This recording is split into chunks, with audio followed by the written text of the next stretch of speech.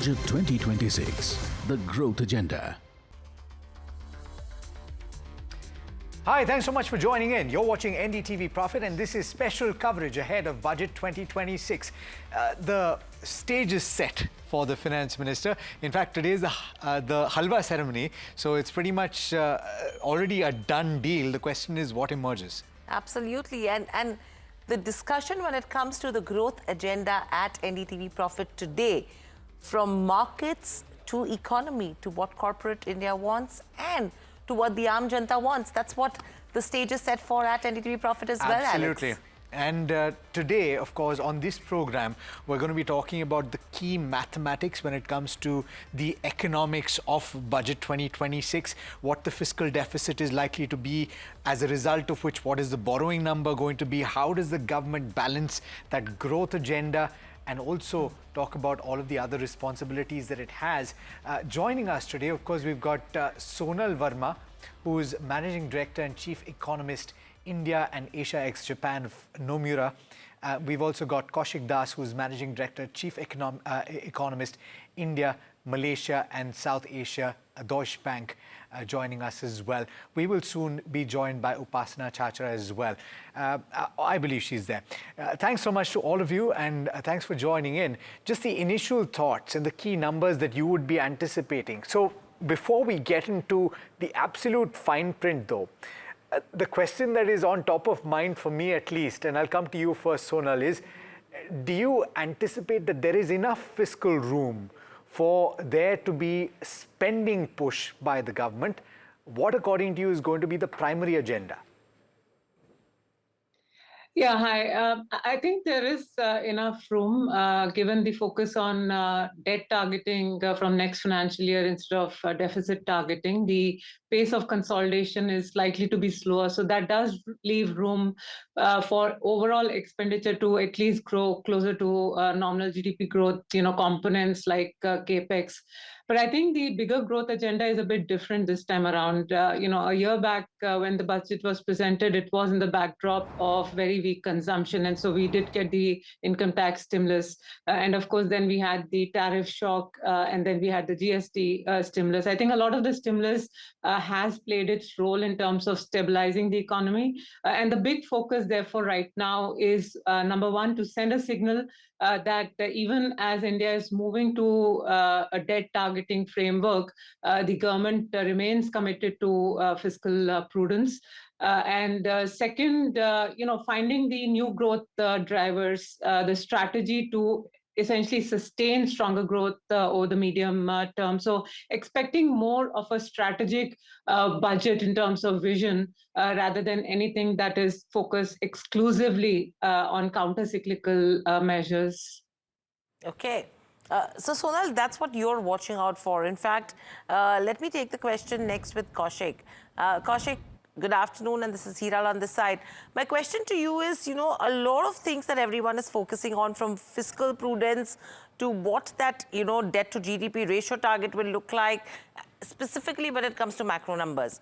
Now, if you have to look at the key theme according to you, do you think first up it will be capex or will it be boosting consumption? And between the two, how conducive is it for the government to reach and arrive at that goal? So the first thing that we have to remember that this is a continuation from the kind of support that we got last year. So it's not like we are starting to, just give a consumption boost in this budget. We started that process from last year. We started off with a personal income tax cut, and then we had the GST kind of rates rationalization which happened. So this budget needs to be seen in context of the support that already has been given. And whether we can continue with that support is the question. And I think there's a lot of fiscal support which has come in, while, as Sonal mentioned, maintaining the fiscal prudence. And for this fiscal year, we think the revised estimate will show that the government has met the target at 4.4% of GDP. There was a little bit of concern when the GST rates rationalization was announced, whether the government will manage to meet the fiscal deficit target. Now it seems that despite some revenue shortfall, they'll meet the fiscal deficit target. For next year, our forecast is that the government will probably show a fiscal deficit target of 4.25, slightly lower than 4.4 of this year. And that will have a capex boost, as you are saying. Capex would be probably, central government capex would be about 12 trillion INR, which would be about 10% or 11% growth, in line with the nominal GDP growth that we're expecting of 10%. So that should be good to support, the public sector capex, because the private sector is still not spending. On the consumption side, as I mentioned, the government has already done enough. And as long as the focus is there for boosting capex, along with what the RBI also has done, the 125 basis points rate cut, the liquidity infusion, a lot of regulatory measures have been relaxed. I think we should have a consumption support going through in FY27 as well, without having to do explicitly too much in the budget, because we need to maintain that fiscal deficit prudence in the next fiscal year as well. And remember, the year after that, we'll have the pay commission boost coming, the wages that will be increased for the government employees. That will also come as a boost for consumption. So I think we are good at this point of time. We're good. Okay, that's going to sound quite good to a lot of people. But Upasana, before we, and logical flow of this conversation, I think we can talk about revenue and factors that affect revenue in FY27 and FY26, of course, and we can then talk about certain aspects of expenditure. But just your overall thought, and do you agree with what Sonal and Kaushik have been talking about the balance and how that plays out? What, according to you, should be or will be the key agenda?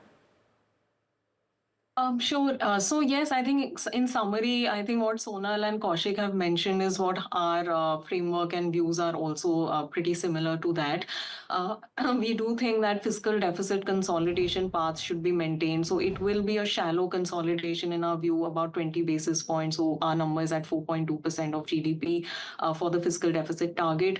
In line with the nominal GDP growth of 10%, that will help the government to reduce the debt, which is now the target for the next 5 years, by about 1 to 1.2% of GDP, and be consistent with the path to towards the 50% mark by fiscal 31. That will also give them room to maintain capex to GDP. So like Kaushik mentioned, our numbers are around 11% growth for headline capex. And I think that's a good balance between maintaining fiscal prudence and still maintaining the good productivity mix in the spending patterns. Basta, somewhere you're agreeing with what Sonal and Kaushik are mentioning as well. And as Alex was pointing out, let's break this down. Let's talk from a revenue perspective now. Sonal, coming to you, if you talk about the taxation part of it, your FY26 direct tax collections have lagged somewhere in terms of where the budgeted growth goes. So what efforts or measures in the budget, according to you, will actually ensure the projected 11% growth in direct taxes for FY27, which could be achievable, number one? And two, if you have to talk about even the likelihood of changes when it comes to the long-term capital gains tax regime, probably raising the exemption bar, or, how would this impact the investor sentiment overall then?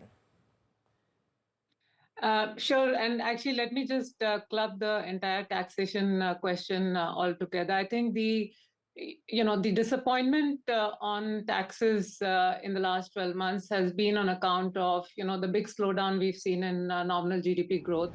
That should reverse. FY27, we think it'll be closer to 10%. And importantly, I think the underlying economic cycle has been softer, even as real GDP growth numbers have been higher. So tax buoyancy, which has been, very muted, should improve in the next 12 months. And second, part of this disappointment in taxation has been because of the, government target to basically boost consumption, whether it's on personal income tax cut or on GST, which is an indirect tax. Now, as we look forward, as I said, I think nominal GDP growth tax buoyancy should be much higher. The big picture focus of the taxation policy is not to tweak it, year after year. What we want is a stable, simple taxation regime. And I think the direction of travel, both for the direct taxes as well as most of the indirect taxes, has been, rationalization, lowering taxes and removing exemptions. So I think significantly, like on the direct tax front, for instance, a lot of changes have been done. And the objective going forward is to incentivize people to actually move to the new taxation regime, not to give too many new exemptions. So there can be some tweaks here or there, but taxation policy cannot be used every year as a tweak to bring about or incentivize growth. So I think stability in taxation policy is extremely important on the direct tax front. Now, on the indirect tax front, GST is already done. I think the only thing we are sort of expecting changes would be on the custom duty, where there is scope for rationalization in terms of the number of tax slabs. We think that will be brought down, and we can raise custom duty on specific products which we think are non-essential, and we want to disincentivize imports of certain product categories. So that could be increased, but also changing the custom duty to address the inverted duty structure. So perhaps some changes on the custom duty, maybe something on the direct tax, but I think we should not make too many changes to the tax policy. That would be my bigger focus here. Interesting. So let me add a couple of points when I ask Kaushik this question, which is, you mentioned that you anticipate consumption will pick up, and so therefore, to a certain extent, one would assume that the measures that have been taken over the course of FY26 will bear fruit to a certain extent in FY27. But having said that, there are a few other issues that the government will have to have considered at this point, right? The whole market call for either STT or LTCG, for example, one, or two, any measures to bolster or make it more convenient for foreign institutions to invest in India. So that might be a tax angle as well. Do you anticipate, and beyond that also, you're talking about a divestment that is not likely to be moved too much on the increase side, right? So what can be done to bolster revenue while you're still doing these things that the market is clamoring for? See, one thing what has happened is tax compliance has gone up quite a lot. If you see in the last 3-4 years, and direct taxes, if you see the personal income tax, it's contributing more as a share than the corporate tax rate, and collection as a share. And the compliance part has picked up quite a lot. So given that the systems that the government has now are using, they probably has led to more productivity in the taxation collection that has happened. But as Sunil mentioned that, we have already done a lot last year. So every year you cannot, everybody loves tax cuts. So it's not something which we will not hope for. We'll probably expect more cuts at somewhere or the other. I can list a few things that I would like to see, but the room for cutting tax rates beyond what they have done in last year is limited, because you are trying to achieve multiple constraints, and one of them is reducing fiscal deficit closer to 4.2% of GDP. At the same time, you have your expenditure commitments. A large part of government's expenditure tend to be a committed expenditure, and you want the capex boost to be also there. So you can't cut too much of taxes, because then your revenues will fall and your fiscal deficit mathematics will not match. Having said that, there has been a big debate about banks not being able to mobilize deposits, and deposit growth is not happening to that extent. So one suggestion could be whether there could be some reduction in taxation for time deposits or fixed deposits that we can keep in the banks, which can incentivize people to put more money in the banks.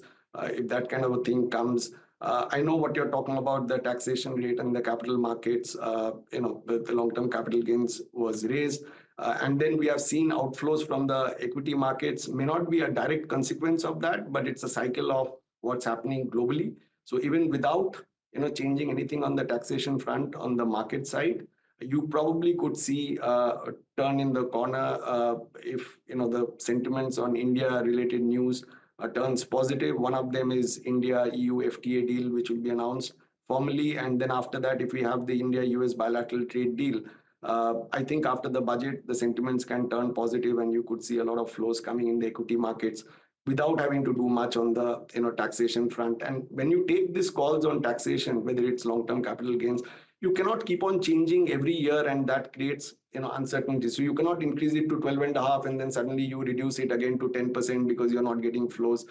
That gives a sense of uncertainty. So it's better to keep it the way it is, and then do the right things and hope that the market sentiments change in favor of India, and you'll get flows which we are anyway used to. In the last few years, we have got a lot of flows, but last 12 to 15 months, things have changed with the tariff uncertainty and all, which can again turn on the side of positive if you think from the next few months ahead. Yeah, I mean, this is interesting because we're talking about how, the government cannot really resort to changes in the domestic taxation structure to some extent. But Upasana, let me come to you. I mean, yes, you have been constructive when it comes to India's growth story, driven mainly by primary demand. What are the primary risks that you're taking into consideration when it comes to external factors? I mean, the EU FTA, yes, becomes a positive. The uncertainty when it comes to US tariffs is one of the major concerns that not only corporate India, but everyone is eyeing right now. So with all of this said and done, what is your anticipation in terms of impact and the government that, what they can do as well to counter that kind of impact when it comes to the revenue stream? So on the growth side, from a risk perspective, as you started the question with, there are external risks. I think the lag or the delay in the India-US trade deal being the primary one. Probably the impact on the real economy is less than feared, but I think we need to be very watchful because these things can unfold in very non-linear ways if this uncertainty continues. And I think the impact from a sentiment perspective on capital flows, something that Kaushik also touched upon, is weighing, I think, on the overall, not just many variables, BOP, liquidity, transmission, all of that. In that context, I think from a revenue stream perspective that you were mentioning, I don't think there are too many levers to increase revenue stream that the government has. The best is, I think, at the moment to maintain status quo on most of the taxation related policies, because tweaks in that is what can impact your revenue streams. There have been lots of changes that have already happened in the last year, which should improve purchasing power for households and improve consumption. Some of it is playing out. And in that context, we should see fiscal 27 as a year of stability on the taxation side, where we let the usual course of pick up in nominal GDP growth, stabilization in tax rates, and pick up in tax buoyancy play the course through the year, rather than try and do too much to sort of address these issues that we are seeing right now. I think we need to be a bit more patient with revenue improving in the next year as the pickup in nominal GDP starts to unfold and improves other nominal including tax collections as well. I don't think it would be prudent to look at any other particular levers. Incremental changes, yes, are possible. Tweaks probably are possible on the indirect tax, on the custom or excise duty side. Some tweaks maybe on direct taxes side, but I don't think there is a need to look or a need to do anything very major in terms of changing taxation policies at the moment. Interesting. All right. So don't rock the boat too much is the sense that I'm getting from all three of you on the revenue side. A lot of market participants that speak to us on a regular basis have said that now looking at the valuations of some of the public sector entities might be a good time to look at a little bit of divestment. But that's a subject for another day, and let's see what is announced. But having said that, so now I want to move to the expenditure side. You said that there is room. But I would think, and based on what you have already said, would need to be targeted. So where, in your opinion, should that target be? So I think one is on the revenue expenditure side. Of course, there are committed commitments, so there's less flexibility on that. So where we have more flexibility, I think private capex hasn't fully picked up, and therefore maintaining the capex as a share of GDP, i.e., capex picks up in line with nominal GDP growth, should be a target, and a subcomponent of that is the loan transfer to states, the capex loan transfer to states, so that we see capex spending not just at center but at the state level as well. But outside of that, I think if we take a step back in terms of what our big picture strategy should be, the move on the production linked incentive scheme needs to be strengthened further. We want supply chain integration, not just with companies that are targeting the US market, but companies that are targeting world exports, EU, for instance. And therefore, some of the sectors that are currently not part of the PLI, and there are some labor-intensive sectors like toys, for instance, which are still are not part of the PLI, need to be included. The PLI scheme itself needs to, be more dynamic. So from smartphone manufacturing assembly to, moving to the other parts of the value chain. So expansion of the PLI scheme, I think, is important because we still want India's share in global exports to increase in specific sectors. Defense, more self-sufficiency requires, increased allocation on defense. I mean, maybe a 10-15% kind of an increase in defense allocation is necessary both for modernization, but also, from an R&D, but specifically focusing more also on the capex side, but more defense allocation would be one. On the critical mineral side, which is actually a multi-year project. This is not a focus just for FY27. It's going to take time to build a resilient supply chain, but some incentive to for mining and eventually, of course, processing on critical minerals, I think could be a part of this budget. There's been obviously a lot of focus on AI-related themes in India. The focus on data center investments has a lot of potential. We are seeing a lot of data center investments coming through. So the entire ecosystem that is necessary to basically support the data center investments would be one, other focus area. So I think there are a number of, sectors we didn't, there's the focus on the MSME sector, skilling, which requires tying up with some maybe specific institutes that can provide skilling. So I think there are a lot of these goals from a medium-term perspective which require some support, at every budget. So this is not the first time we are doing this, but this is sort of a continuation of the agenda, which is how do we boost domestic demand? How do we boost our share in global exports? How do we become more strong on defense? And how do we build more resilient supply chains? So I think under those themes are the focus areas. Interesting on that front, Sonal. In fact, we are running short of time. We just have 3 minutes. I'm going to take a quick question where I can get a response from Kaushik and Upasna. With regards to the capex momentum, the anticipation is a 10 to 14% increase. Now, do you think this growth is going to be sufficient to actually crowd in the private investment that is required, which has actually remained pretty flat at 12% of the GDP since 2012? And that is going to be the crucial part when you talk about from the expenditure side. Upasna, your quick view? So we are building in a number of around 11% for public capex growth. I think the private capex sentiment has many moving parts. Government's efforts to lift up capex to GDP is definitely one of them, but there are many other parts like Sonal was referring to. So you have the PLI schemes, you have better governance, improving the ease of doing business, improving reforms at the state level as well. And I think all of those, and there are many more that we can probably discuss later, but there are many, all of those will play a very important role to improve the private capex numbers.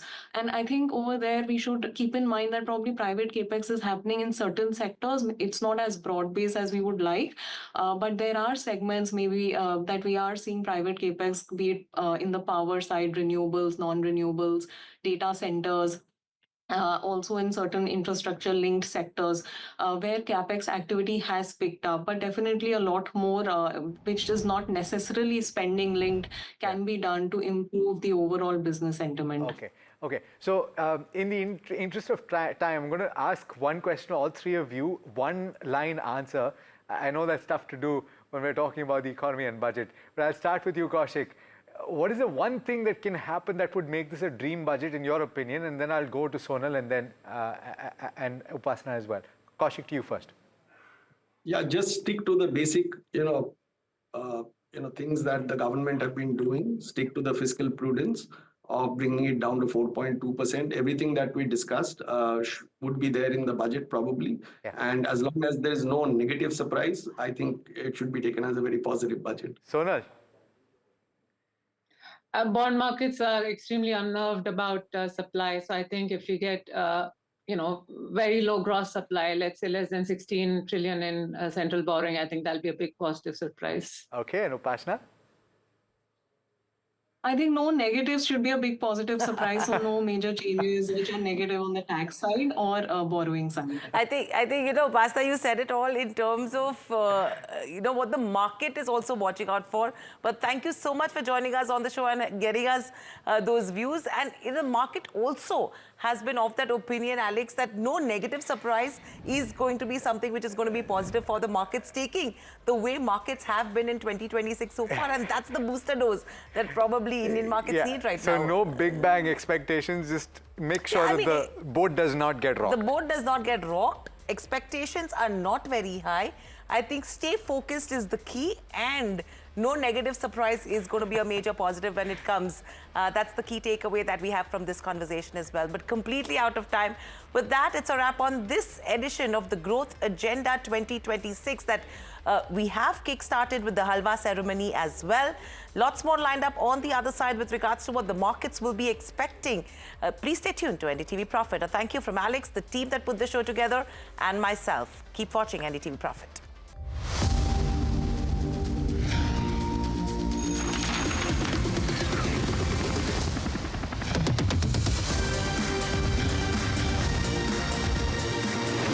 Budget 2026, the Growth Agenda.